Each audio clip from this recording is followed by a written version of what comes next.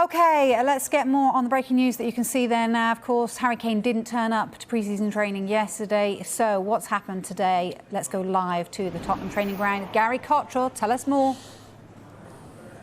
Well, a no-show from Harry Kane for a second day. Now, my colleague Paul Gilmore, who's been right across this story from the very start, has managed to have it confirmed in the last few moments what we suspected because of the absence of any arrival of Harry Kane, with the other players arriving for training today a little bit earlier on this morning, confirmed that, yes, as you can see there, Harry Kane hasn't shown up for a second day. That's his second day of not being here when he should be here. I assume that'll be a second day of fines, and it's a pretty messy situation, isn't it? The talisman, the academy boy made very good. Not the captain here, of course. Hugo Lloris is the captain, but the England captain on and off the pitch. His influence on and off the pitch is very important. So it's not a good look, is it really, for Harry Kane to be pretty much on strike now for 2 days running. As I say, we didn't see him turn up for training here today. Tottenham have got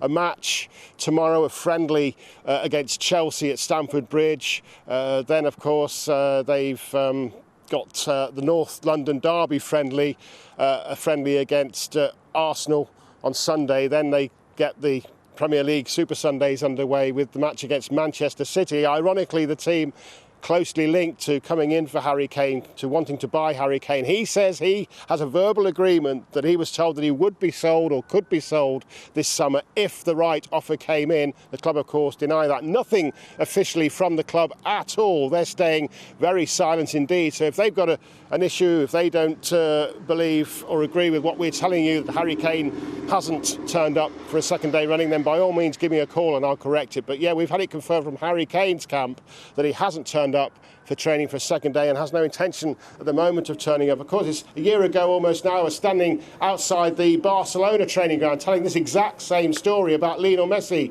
Didn't turn up for his COVID test when he was due to, didn't turn up for training 1 day, 2 days, 3 days, 4 days, 5 days, picked up £500,000 worth of fines. In the end, Barcelona won that particular argument. He stayed at Barcelona, as we know, and they put the fine down to, or let's just put that down to experience. He never had to pay that fine. Of course, more close to home, Luka Modric, he went on strike, eventually had to wait a while, but eventually got his move, and Gareth Bale went on strike and eventually got his move as well. So Harry Kane looking to do exactly the same, it seems, as those two. Yeah, absolutely. Thank you very much, Gary. Yeah, as Gary mentioned then, one of the intriguing parts of this story is that Tottenham's first game of the season is against Manchester City. So, is there any chance he could play in that game for either team?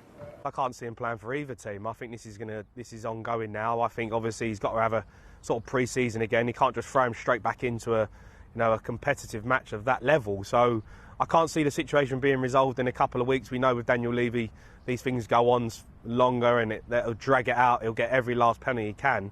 And I don't think Harry Kane's all of a sudden just going to change his mind and say, oh, well, yeah, right, I'm going to come back now and play, because he's obviously made a stance. So I think when that game does come around in a couple of weeks, I don't think you're going to see Harry Kane playing for either team.